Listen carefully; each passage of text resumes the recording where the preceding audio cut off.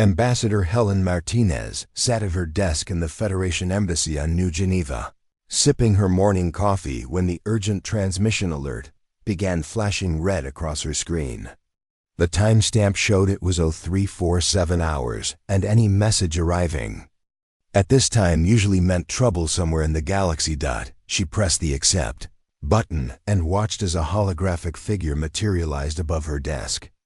The being before her was unlike anything she had seen in her 15 years of diplomatic service. It stood nearly 8 feet tall, with smooth blue-green skin that seemed to shimmer like water.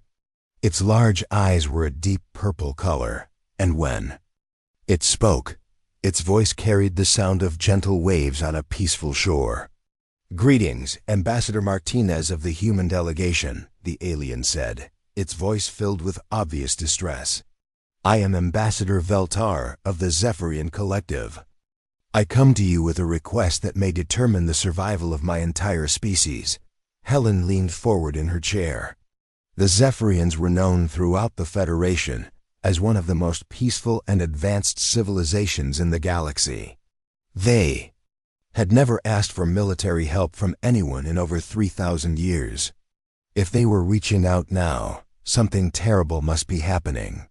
"Please, Ambassador Veltar, tell me what's wrong," Helen said, that the Zephyrian's large eyes seemed to grow even more sad. 3 weeks ago, an unknown enemy appeared at our outer colonies. They came from the dark space beyond the galactic rim, where no civilized species has ever traveled. We tried to communicate with them using every known language and protocol in the Federation database.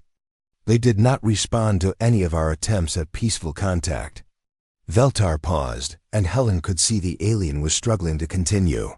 "These beings, they do not conquer worlds in the traditional sense. They consume them completely. They strip away every living thing, every plant, every microbe, until nothing remains but dead rock floating in space." Helen felt a chill run down her spine. "How many colonies have you lost?" "3 so far, with populations totaling over 2 billion souls," Veltar replied. "The enemy uses ships that appear to be living creatures. Our scientists believe they are some form of biotechnology, but unlike anything we have ever encountered. These vessels seem to grow larger and stronger with each world they consume." The hologram flickered as Veltar transmitted a data packet to Helen's computer. She opened the files and gasped at what she saw. The images showed massive creatures that looked more like whales or jellyfish than traditional spacecraft. They moved through space with fluid grace, and wherever they went, entire ecosystems vanished. "We have designated them as Void Hunters. In our records," Veltar continued, "our defense fleets tried to stop them using standard Federation military protocols. We attempted to disable their ships rather than destroy them, hoping to capture specimens for study and eventual communication. This approach has failed completely." Helen studied the tactical reports. The Zephyrian fleet had used their advanced stun weapons and containment fields, technologies that could pacify almost any known species. Against the Void Hunters, these weapons had no effect whatsoever. "Our bioweapons designed to induce peaceful behavior in hostile species are useless against them," Veltar explained. "They seem to exist only to consume and grow. They show no signs of intelligence as we understand it, no cultural development, no art or science. They are like a force of nature, but one with the ability to travel between stars." Helen scrolled through more reports. Each battle showed the same pattern. The Zephyrians would attempt non-lethal solutions. The Void Hunters would ignore them completely, and another world would be stripped of all life.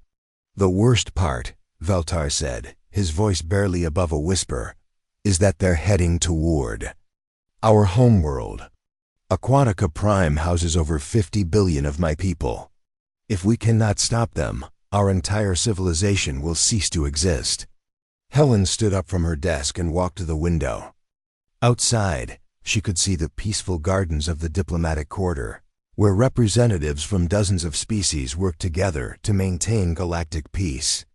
It was hard to imagine that such a threat could exist in the same universe. "What exactly are you asking of humanity, Ambassador?" she asked. "We have heard remarkable things about your species," Voltar replied. "Despite being relatively new to the Federation, humans have shown incredible adaptability and creative problem-solving abilities. Your people have found peaceful solutions to conflicts that have puzzled other species for centuries." Helen turned back to face the hologram. She had a feeling she knew where this was going. "We formally request that humanity send your most advanced peacekeeping specialists to help us establish communication with the Void Hunters," Voltar continued. "Perhaps your unique perspective can find a diplomatic solution that we have missed. We are willing to share all of our biotechnology and scientific knowledge in exchange for your help." Helen closed her eyes for a moment. The Zephyrians had no idea what they were actually asking for. They had heard about humanity's peacekeeping efforts, but they didn't understand how humans define peace. For species that evolved on garden worlds, with mild weather and abundant resources, peace meant the absence of conflict. For humans who evolved on a world that tried to kill them every single day, peace meant the elimination of threats. "I will need to discuss this with our military advisors," Helen said carefully. "The situation you describe is unlike anything humanity has encountered before. Time is not on our side," Voltar warned. "Our long-range sensors indicate the main Void Hunter fleet will reach Aquatica Prime in less than 2 weeks. If your people can help us, we need them to arrive as soon as possible." Helen nodded. "I understand the urgency. I'll have an answer for you within 24 hours. After the transmission ended, Helen immediately contacted Captain Jake Morrison of the Federation Defense Corps. When his image appeared on her screen, she could see he was in his office at the military headquarters, surrounded by tactical displays and star charts. "Helen, you look like you've seen a ghost," Jake said. "What's the situation?" "The Zephyrians are facing extinction," she replied, then proceeded to explain everything Voltar had told her. She transmitted the data files and watched as Jake's expression grew more serious with each report he reviewed. "These Void Hunters are unlike anything in our threat assessment database," Jake muttered. "Living ships that consume entire worlds. No response to diplomatic contact. Standard Federation tactics completely ineffective." "The Zephyrians want us to send peacekeeping specialists," Helen said. "They think we can find a diplomatic solution." Jake was quiet for a long moment, studying the tactical data. Finally, he looked up at Helen with a grim smile. "They want our peacekeepers, do they?" "That's what they asked for," Helen confirmed. "Well then," Jake said, "I guess we'd better give them exactly what they asked for. I'll contact Colonel Rodriguez immediately." The 77th Deep Strike Battalion is currently on standby at Luna Base. They can be deployed to the Aquatica system within 72 hours. Helen felt a mix of relief and concern. The 77th was humanity's most elite unit, veterans of conflicts, in environments that would kill most Federation species within minutes. They were exactly what the situation required, but they were also nothing like what the Zephyrians expected. "Jake, should we warn them about what we're actually sending?" Helen asked. Captain Morrison shook his head. "They asked for our most advanced peacekeeping specialists. That's exactly what they're getting. Sometimes the best way to keep the peace is to make sure everyone knows what happens when you break it." As Helen prepared to send her response to the Zephyrians, she wondered if the galaxy was ready to see what human peacekeeping really looked like. 3 days after Ambassador Voltar's desperate message, the deep space sensors around Aquatica Prime detected the arrival of a human vessel. The ship that dropped out of hyperspace was unlike any Federation diplomatic craft the Zephyrians had ever seen. The Hughes Valkyrie was a military assault ship, painted in dark gray with scorch marks along its hull from previous battles. Its angular design and weapon arrays made it clear that this was a vessel built for war, not peace talks. On the bridge of the Zephyrian command station orbiting their homeworld, Admiral Kefmer watched the human ship approach with growing confusion. "Are you certain this is the peacekeeping vessel the humans promised to send?" Admiral Kefmer asked his aide. "The ship is broadcasting human Federation codes and requesting permission to dock," the aide replied, his purple skin turning pale with worry. "But their vessel appears to be a military warship." Ambassador Veltar arrived on the bridge just as the Valkyrie requested docking clearance. He had been expecting to meet with human diplomats, specialists in conflict resolution who could help establish communication with the Void Hunters. Instead, he was looking at a ship that seemed designed to destroy things rather than talk to them. "Grant them docking permission," Veltar said, though his voice carried uncertainty. "Perhaps their peacekeeping methods are different from ours." 20 minutes later, the docking bay doors opened and the humans emerged. What the Zephyrians saw made their worst fears seem mild by comparison. The leader was a tall man with dark hair and scars across his face. He wore military fatigues, covered in patches that showed battles fought on worlds the Zephyrians had never heard of. "I'm Colonel Danny Rodriguez, commanding officer of the 77th Deep Strike Battalion," the man said, his voice carrying the tone of someone used to giving orders in life-or-death situations. "We received your request for assistance with a hostile threat." Behind Colonel Rodriguez came 30 of the most intimidating beings Veltar had ever encountered. These were not the peaceful specialists he had hoped for. They were soldiers, and everything about them screamed danger. Their weapons were crude, metal objects that fired solid projectiles, technology that most Federation species had abandoned centuries ago as too barbaric for civilized warfare. Sergeant First Class Amy Johnson stepped forward, her red hair tied back in a practical bun. Her uniform bore the markings of someone who had fought in the Martian terraforming wars, conflicts that had taken place in conditions that would kill most aliens instantly. Her pale skin showed the scars of battles fought in environments with no atmosphere and deadly radiation. Corporal Ben Taylor moved with the careful precision of someone who had learned to survive in the ice mines of Europa. His dark eyes constantly scanned the environment, looking for threats and escape routes. The weapons he carried were designed for close combat in zero gravity, situations where most Federation species would be helpless. Private Elena Santos wore the insignia of the Venus Atmospheric Corps, soldiers who had learned to fight in acid storms and crushing atmospheric pressure. Her equipment included breathing apparatus that could filter the most toxic gases, and her armor showed the distinctive green stains that came from exposure to the corrosive atmosphere of humanity's second planet. "Colonel Rodriguez, Ambassador," Veltar said, his voice shaking slightly. "We were expecting diplomatic specialists, people trained in peaceful conflict resolution." Colonel Rodriguez looked at the Zephyrian ambassador with the patient expression of someone explaining something obvious to a child. "You requested our most advanced peacekeeping specialists. That's exactly what you got. But these appear to be soldiers," Admiral Kefmer protested. "We asked for help establishing communication with the hostile forces."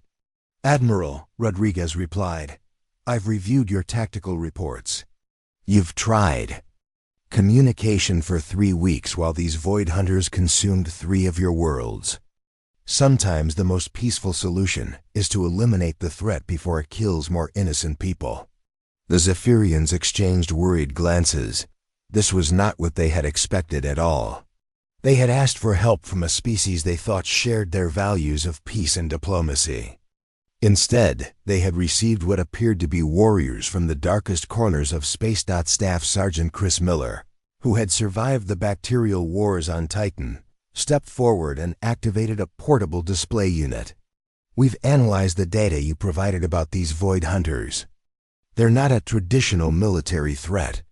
They're more like a natural disaster with the ability to travel between stars." The display showed tactical assessments that made the Zephyrians even more uncomfortable. The humans had identified weak points in the bioships, calculated optimal attack vectors, and planned assault strategies that involved boarding the living vessels and fighting inside them. "You can't be serious about attacking them directly," Veltar said.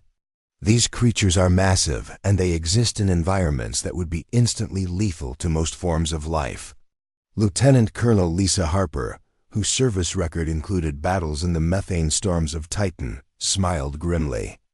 "Ambassador, with respect, you have no idea what humans consider lethal environments. We've been fighting in conditions that would kill most Federation species since before we left our homeworld." Rodriguez pulled up holographic images of Earth, humanity's home planet. The Zephyrians stared in horror at the images of volcanic eruptions, massive storms, earthquakes, and predators that seemed designed purely to kill. The planet was classified as a Class 12 death world, a designation that meant it was barely habitable even by the loosest Federation standards. "Every human in this room grew up on a world that tried to kill them every single day," Rodriguez explained. "We learned to fight in environments with toxic atmospheres, crushing gravity, extreme temperatures, and hostile life forms. These void hunters might be dangerous, but they're not more dangerous than the world that created us." Captain Rick Foster, who had led assault teams through the radiation storms of Jupiter's moons, activated his personal scanner and began analyzing the Zephyrian station's construction.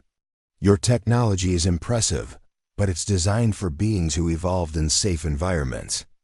Our equipment is built to function when everything else fails." The humans began unpacking their gear, and the Zephyrians watched in fascination and horror. The weapons were simple but effective, designed to function in any environment.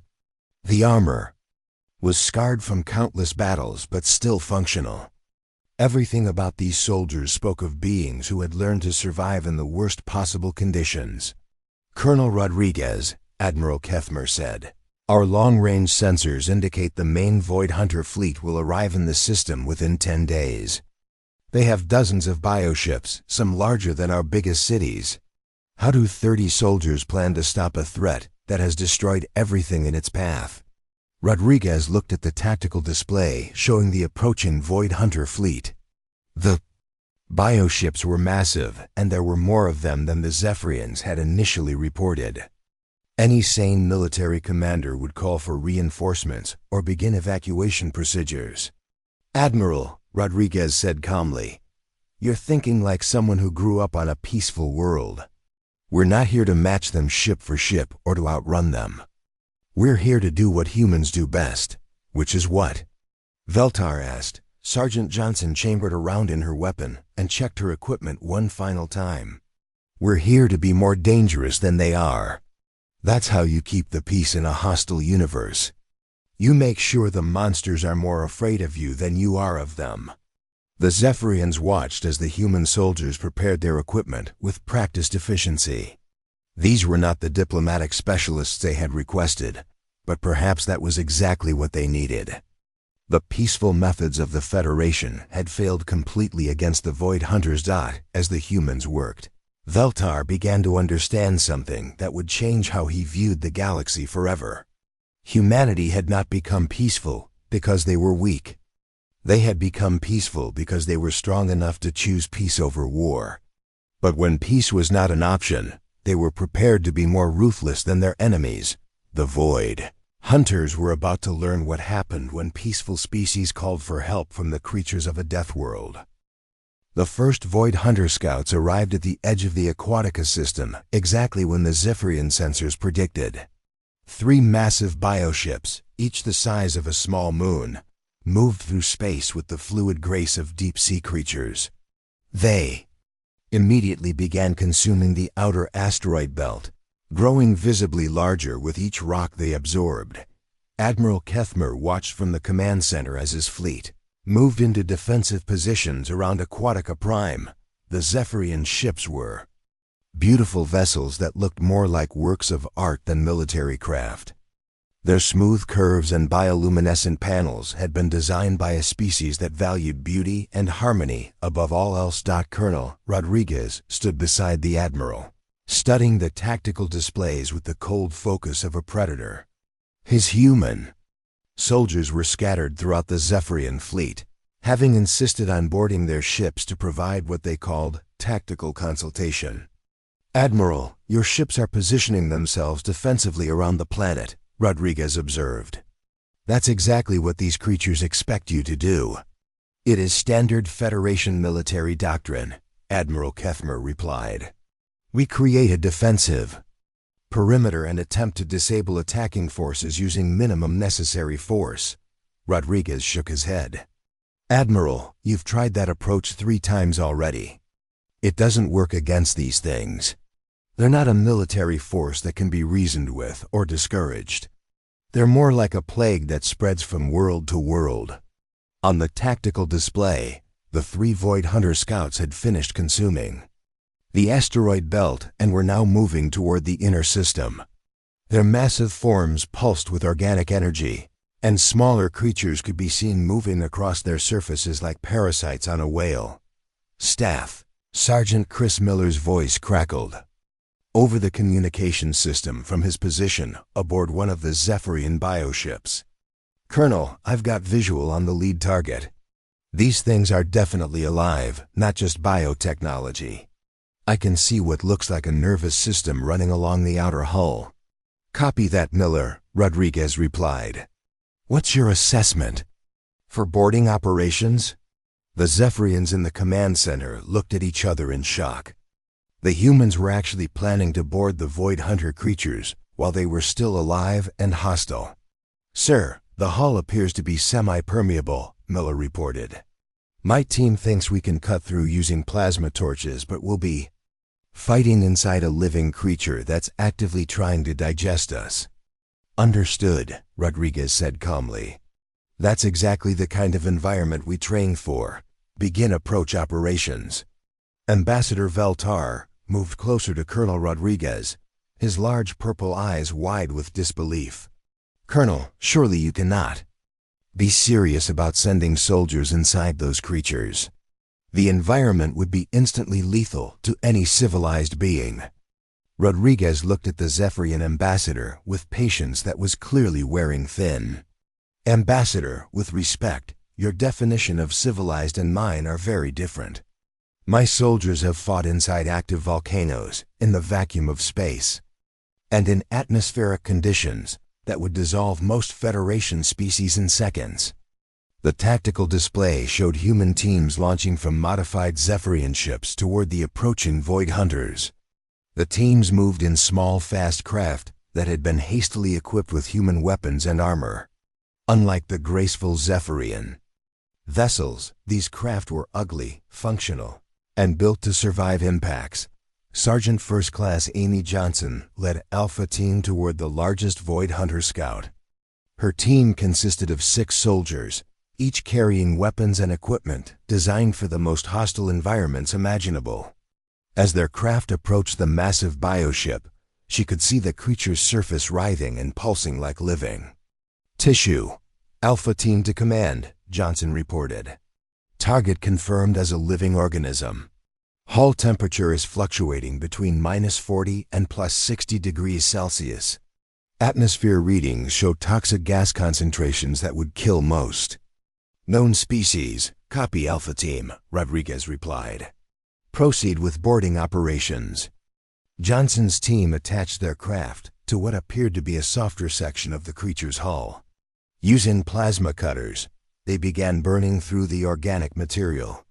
The creature immediately responded, and they could feel the entire bioship shuddering as it tried to shake them off. "It knows we're here," reported Corporal Ben Taylor as he widened the entry hole. "The surrounding tissue is trying to grow over our cutting equipment." "Keep cutting," Johnson ordered. "Elena, start spraying that growth retardant we developed for the Venus missions." Private Elena Santos activated a chemical sprayer that released compounds designed to prevent biological growth in hostile environments. The Void Hunter's tissue recoiled from the chemicals, creating an open passage into the creature's interior. The team entered the bioship and immediately found themselves in an environment that would have killed most Federation species within minutes. The internal atmosphere was a mixture of methane, hydrogen sulfide, and other toxic gases. The temperature shifted randomly between extremes, and the organic walls secreted acids that would dissolve standard Federation equipment. Command, Alpha. Team is inside the target, Johnson reported. Environment is hostile but manageable. We're seeing movement in the walls that suggests some kind of neural network. Colonel Rodriguez watched the tactical display as more human teams successfully boarded the other 2 Void Hunter scouts. Each team reported similar conditions, environments that would be immediately lethal to Zephyrians, but merely unpleasant to humans who had grown up fighting for survival every day. "Sir," came the voice of Staff Sergeant Miller from Beta Team, "we found something interesting. There are smaller creatures living inside this thing, almost like parasites. They appear to be the ones actually controlling the bioship." Admiral Kefmer leaned forward, suddenly interested. "Parasites? You mean the bioships are not the actual intelligence behind the attacks?" "That's correct, Admiral," Miller replied. "The big creatures appear to be hosts. The real enemy is much smaller, but there are thousands of them inside each bioship." Rodriguez nodded, understanding immediately. "It's a hive mind system. The parasites control the host creatures and coordinate their attacks through some kind of shared consciousness." The tactical situation suddenly became much clearer. The Void Hunters were not single massive creatures, but rather collections of smaller beings using biological vessels to travel between stars. This explained why conventional weapons had been ineffective and why diplomatic contact had been impossible. "All teams updated mission parameters," Rodriguez announced. "Primary targets are the parasite controllers, not the host creatures. Use concentrated fire on any clusters of small organisms you encounter." The battle inside the bioships became a nightmare of organic warfare that would have traumatized most civilized species. The human soldiers fought through corridors of living tissue that tried to digest them against enemies that attacked from every surface. The parasites were individually small, but they moved in coordinated swarms and could direct the host creature's biological defenses against the intruders. "Sergeant." Johnson's team reached what appeared to be a central nervous system chamber, deep inside their target bioship. The room was filled with thousands of the parasite creatures, all connected to pulsing organic cables that seemed to extend throughout the entire vessel. "Alpha Team to command," Johnson reported while her team engaged the parasites with flame units and explosive charges. "We've found what looks like the control center. There are so many of these things that our standard weapons aren't effective." "Switch to wide area suppression," Rodriguez ordered. "Use the incendiary compounds we developed for clearing hostile vegetation on jungle worlds." The human soldiers began using weapons designed to clear entire forests of hostile plant life. The parasites, accustomed to facing enemies that tried to capture rather than kill, found themselves completely unprepared for opponents who treated the entire bioship as a hostile environment to be sterilized. As the control parasites died, the bioships began losing coordination. Their movements became erratic, and they stopped their systematic consumption of matter. One by one, the 3 scout vessels went dormant, drifting in space like dead whales. The Zephyrians watched in amazement as the human teams emerged from the bioships, their equipment scarred, but their mission successful. In less than 6 hours, they had accomplished what the entire Federation military had failed to do in weeks of fighting. "Colonel Rodriguez," Admiral Kefmer said quietly, "your soldiers have achieved something remarkable. But the main fleet has over 50 bioships, many much larger than these scouts." Rodriguez looked at the long-range sensors showing the approach and Void Hunter fleet. The main force was indeed massive, with bioships that dwarfed the scouts they had just defeated. "Admiral," Rodriguez replied, "we've learned how to kill them.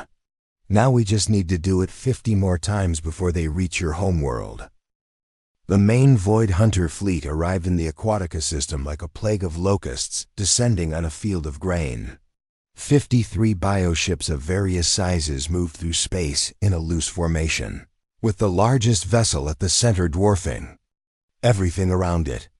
The mothership was the size of a small planet, its organic hull pulsing with veins of bioluminescent energy that could be seen from millions of kilometers away. Admiral Kethmer stood in the command center watching the long range sensors with growing despair.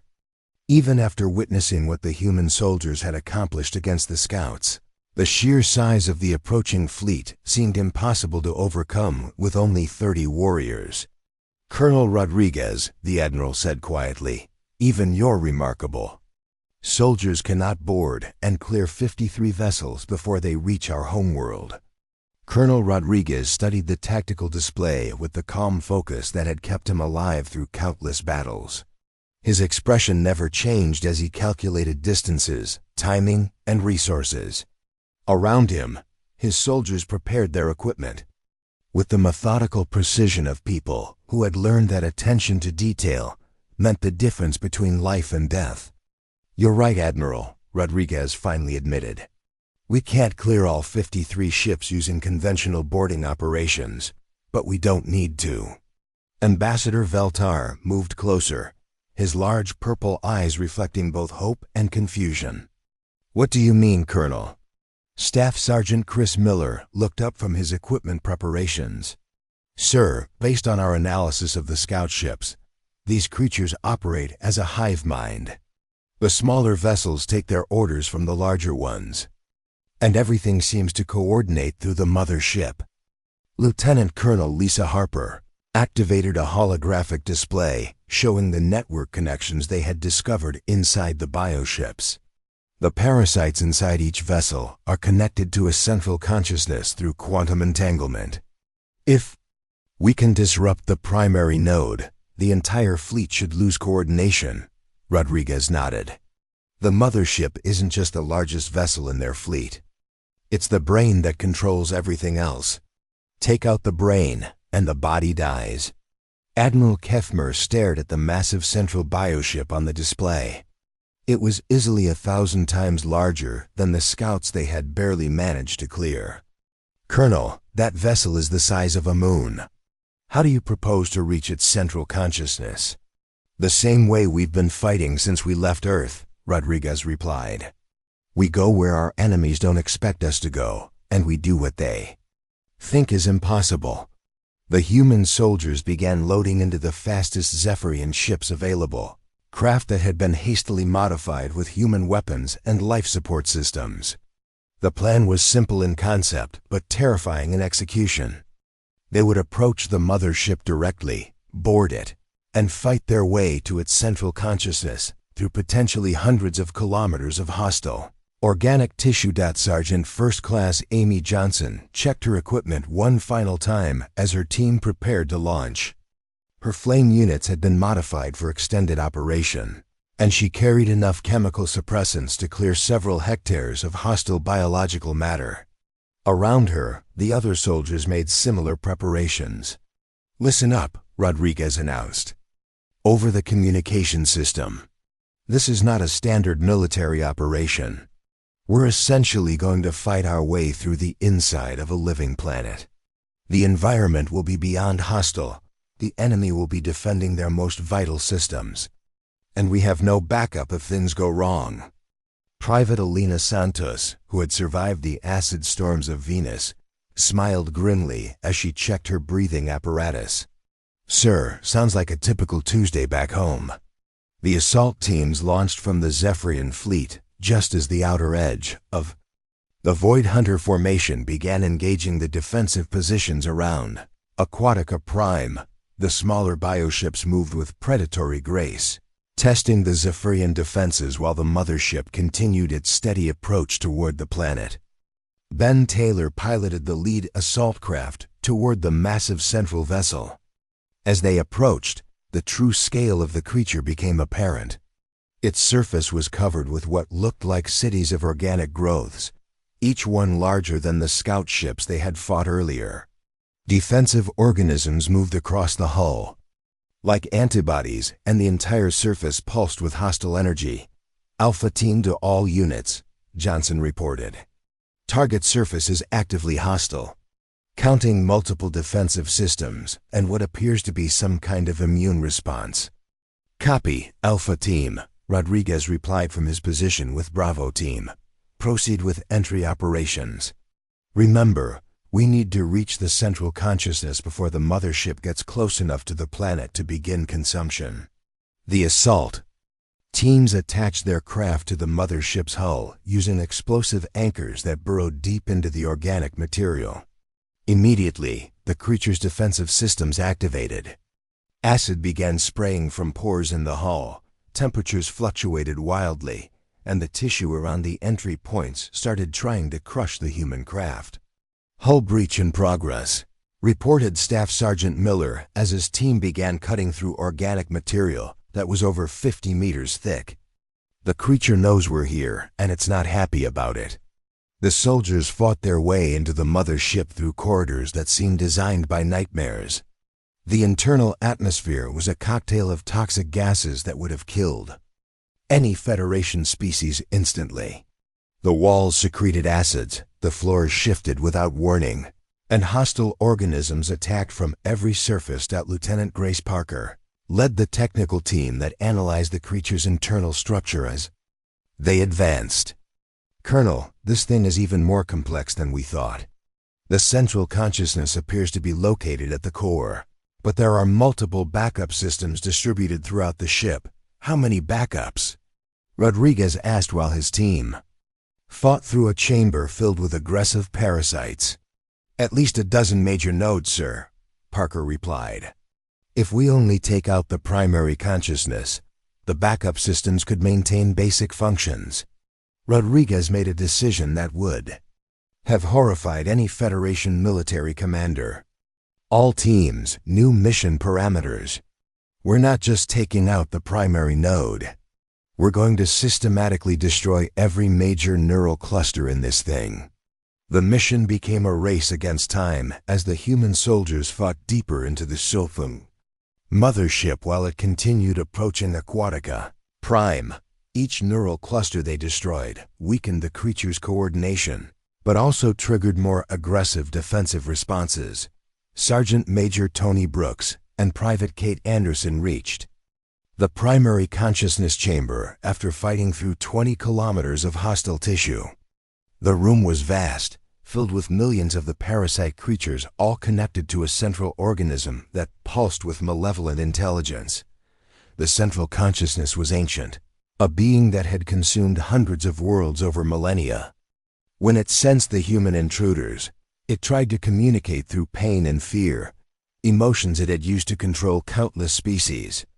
But the humans had grown up on a world where pain and fear were daily companions, and they pushed forward despite the psychological assault. "This is it," Anderson said, arming the largest explosive charge they carried. "This thing has been eating civilizations for thousands of years." The central consciousness made one final attempt to understand these creatures that refused to flee or surrender.